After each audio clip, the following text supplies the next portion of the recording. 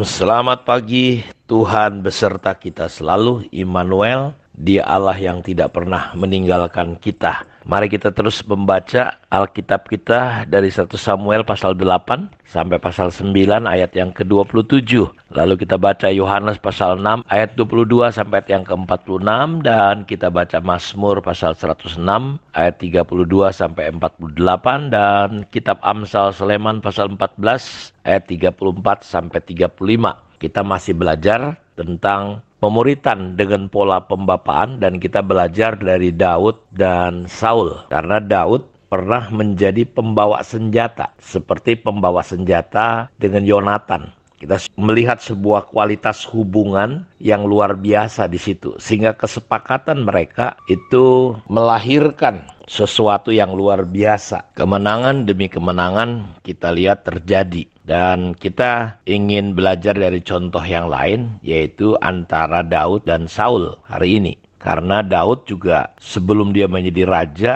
dia adalah pembawa senjatanya Saul. Dan sama seperti pembawa senjata Yonatan, Daud sebagai pembawa senjata Saul juga memiliki kualitas yang luar biasa. Kalau kita lihat ayatnya di dalam 1 Samuel 16 ayat 21 sampai 23. Demikianlah Daud sampai kepada Saul dan menjadi pelayannya. Saul sangat mengasihinya dan ia menjadi pembawa senjata. Jadi dari seorang pelayan, dia naik sekarang menjadi orang kepercayaan yang membawa senjata Saul. Sebab itu Saul menyuruh orang kepada Isai mengatakan, biarkanlah Daud tetap menjadi pelayanku, sebab aku suka kepadanya. Dan setiap kali apabila roh yang daripada Allah itu hingga pada Saul, maka Daud mengambil kecapi dan memainkannya. Saul merasa lega dan nyaman, dan roh jahat itu undur daripadanya. Kita melihat sebuah kualitas yang dimiliki Daud sebagai pembawa senjata. Kita berdoa supaya setiap saudara bisa menjadi pribadi-pribadi seperti pembawa-pembawa senjata yang sedang kita pelajari. Dan kualitasnya itu bukan kualitas yang sembarangan. Di sini saya mau katakan, seringkali kita mengejar posisi. Kita berdoa supaya setiap pribadi-pribadi kita bisa menjadi seperti pembawa-pembawa senjata, seperti pembawa senjatanya Yonatan, ataupun sekualitas seperti Daud. Karena saya percaya bahwa hubungan atau pemuritan dengan pola pembapaan ini bukan bicara tentang posisi, tapi bicara tentang kualitas hubungan. Kualitas yang perlu kita miliki, seperti apa yang dimiliki oleh para pembawa senjata ini. Contohnya seperti Daud. Kita akan belajar sebentar bagaimana Daud memiliki kualitas yang luar biasa. Dan itu merupakan dari seorang pelayan menjadi seorang pembawa senjata. Itu juga merupakan sebuah proses yang luar biasa dalam perjalanannya. Dia betul-betul menjadi anak secara rohani. Dia menjadi sahabat bagi tuannya, yaitu Saul. Sehingga ketika Saul bolak-balik terganggu dengan roh jahat, dia selalu memainkan kecapi. Dan setiap dia memainkan musik, dia melihat bagaimana roh-roh jahat itu keluar. Saudara, luar biasa sekali. Karena itu ada sebuah pepatah berkata bahwa seorang sahabat yang sejati, sahabat yang benar, dia bukan hanya bisa menghilangkan masalah, problem dari sahabatnya. Tetapi seorang sahabat sejati adalah dia tidak menghilang ketika sahabatnya sedang punya masalah. Jadi bukan hanya sahabat sejati, bukan hanya bisa menghilangkan masalah kita, tapi seorang sahabat sejati, dia tidak menghilang ketika kita sedang menghadapi masalah. Dan ini yang salah satu yang dimiliki oleh Daud, saudara. Ya, Bapak Ibu tahu ketika Daud mengalami tempaan yang luar biasa. Karena Saul ya pada akhirnya membenci Daud dan ingin membunuh Daud, saudara-saudaraku. Dan ini berulang kali.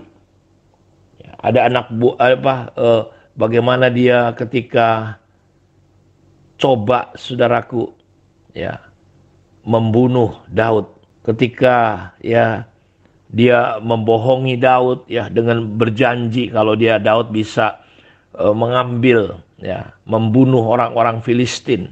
Dia akan memberikan anaknya Mikal kepada Daud, tapi ternyata tidak. Ya. Dan Berikutnya akhirnya Daud mulai dikejar-kejar, saudara-saudaraku. Dia bagaimana memburu Daud. Dan kalau saya ajak saudara melihat ya, dari kitab 1 Samuel ini, ya, pasal yang ke-25 dikatakan saudara bahwa, saya bacakan untuk Bapak Ibu semua, 1 Samuel 26, maksud saya ayat 1 sampai 25. Datanglah orang Zif kepada Saul di Gebea serta berkata, Daud menyembunyikan diri di bukit Hakila di padang belantara. Jadi di sini proses pengejaran daripada Saul kepada Daud. Lalu berkemaslah Saul dan turun ke padang gurun Zif dengan 3.000 orang yang terpilih dari orang Israel untuk mencari Daud di padang Zif. Berkemahlah Saul di bukit Hakila yang di tepi jalan di padang belantara, sedang Daud tinggal di padang gurun. Ketika diketahui Daud bahwa Saul datang mengikuti dia ke padang gurun, disuruhnyalah pengintai-pengintai, maka diketahuinya bahwa Saul benar-benar datang. Berkemaslah Daud lalu sampai ke tempat Saul berkemah. Waktu Daud melihat tempat Saul berbaring dengan Abner bin Ner, panglima tentaranya Saul berbaring di tengah-tengah perkemahan, sedang rakyat berkemah sekelilingnya. Berbicaralah Daud kepada Ahimelek orang Het itu dan kepada Abisai, anak Zeruya, saudara Yoab. Katanya, siapa turun bersama-sama dengan aku? Kepada Saul ke tempat perkemahan itu jawab Abisai, aku turun bersama-sama dengan engkau. Datanglah Daud dengan Abisai kepada rakyat itu pada waktu malam, dan tampaklah di sana Saul berbaring di tengah-tengah perkemahan dengan tombaknya terpancung di tanah pada sebelah kepalanya, sedang Abner dan rakyat itu terbaring sekelilingnya.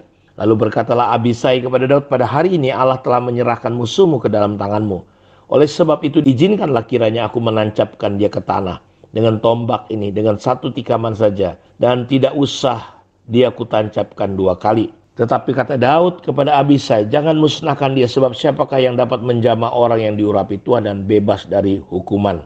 Lalu kata Daud, demi Tuhan yang hidup, niscaya Tuhan akan membunuh dia, entah karena sampai ajalnya, dan ia mati, entah karena ia pergi berperang dan hilang lenyap. Kiranya Tuhan menjauhkan daripadaku untuk menjamah orang yang diurapi Tuhan. Ambillah sekarang tombak yang ada di sebelah kepalanya, kendi itu, dan marilah kita pergi. Saudara, kisah yang menarik sekali bagaimana Daud, saudara-saudaraku, memiliki kualitas sebagai seorang pembawa senjata. Bukan hanya kita lihat Yonatan dengan pembawa senjata yang bisa sepakat dan mendukung, tetapi ketika seorang pemimpin, Saul salah, saudara-saudaraku, karena ingin membunuh Daud. Sampai bahkan ketika Yonatan anaknya bertanya, itu Saul, saudaraku, ingin menombak Yonatan. Jadi ini bagian-bagian penting yang perlu kita perhatikan di dalam kualitas hubungan, bukan hanya kesepakatan. Untuk sampai ke titik itu, saudara harus mengerti bahwa Tuhan menginginkan kita memiliki kualitas ketika bukan hanya mendukung pemimpin kita, tetapi ketika pemimpin itu berada pada posisi yang sama-sama kita tahu, belajar dari ayat ini, dia bersalah. Dan ketika Daud memiliki kesempatan untuk membunuh Saul, bahkan panglimanya, orang-orang terdekat kepada Daud sudah berkata, ini Tuhan sudah serahkan ini kepada kita, ini lihat buktinya. Kita bunuh saja. Tinggal tancapkan sekali tombak, selesai. Tetapi kita melihat salah satu kualitas pembawa senjata bernama Daud ini. Dia mengerti bahwa kita tidak boleh, saudaraku, melakukan hal itu. Karena Saul adalah orang yang pernah diurapi, orang yang pernah disiram oleh Tuhan. Jadi dia berkata tidak boleh.